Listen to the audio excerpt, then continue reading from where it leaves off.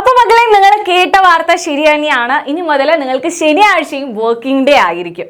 അപ്പൊ എല്ലാ അക്കാദമിക് ഇയറിലും ഇതുപോലെ ശനിയാഴ്ചകൾ ഇങ്ങനെ വർക്കിംഗ് ഡേ വരാറുണ്ട്. പക്ഷെ ഇത്തവണ ഒരു ഹാപ്പി ന്യൂസ് ഉണ്ട്. അപ്പൊ മക്കളെ, നിങ്ങൾ പേടിക്കൊന്നും വേണ്ട. തിങ്കളാഴ്ച മുതൽ ശനിയാഴ്ച വരെ ഇരുന്ന് പഠിക്കണം എന്ന് കരുതണ്ട.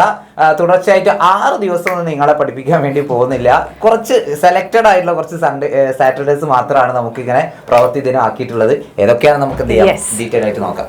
ഓക്കെ, അപ്പൊ നമ്മൾ ഈ ഒരു ഉത്തരവ് പ്രകാരം 5 മുതൽ 7 വരെയുള്ള ക്ലാസ്സുകാർക്ക് 2 ശനിയാഴ്ചകളാണ് വർക്കിംഗ് ഡേ ആയിട്ട് വരിക. ആ 2 ശനിയാഴ്ചകൾ നിങ്ങൾ ഒരു കാര്യം ആലോചിക്കുക, 6 പ്രവൃത്തി ദിനം അടുപ്പിച്ച് നിങ്ങൾക്ക് വരില്ല. ആ രീതിയിലാണ്. അതായത് ഇപ്പൊ ഈ തിങ്കൾ ടു വെള്ളി വരെയുള്ളതിൽ ഏതെങ്കിലും ഒരു ദിവസം നിങ്ങൾക്ക് അവധി ഉണ്ടെങ്കിൽ ആ ശനിയാഴ്ച ക്ലാസ് വരുന്ന രീതിയിൽ അങ്ങനെയാണ് നമുക്കുള്ളത്. 5 to 7 വരെയുള്ള ക്ലാസ്സുകാർക്ക് 2 ശനിയാഴ്ച.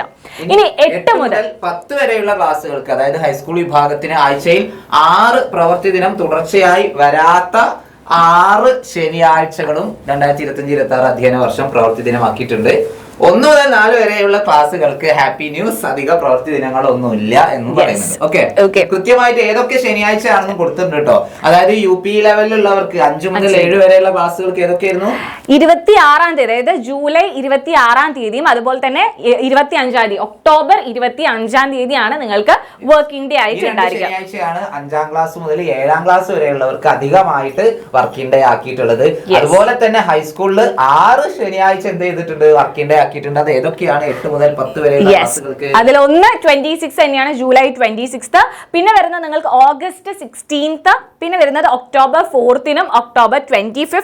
ദെൻ നിങ്ങൾക്ക് വരുന്നത് ജനുവരി 3-ന്, പിന്നെ വരുന്നത് ജനുവരി 31. ഓക്കെ, അപ്പൊ അത്രേ ഉള്ളൂ മക്കളെ. അപ്പൊ കൂടുതലൊന്നുമില്ല.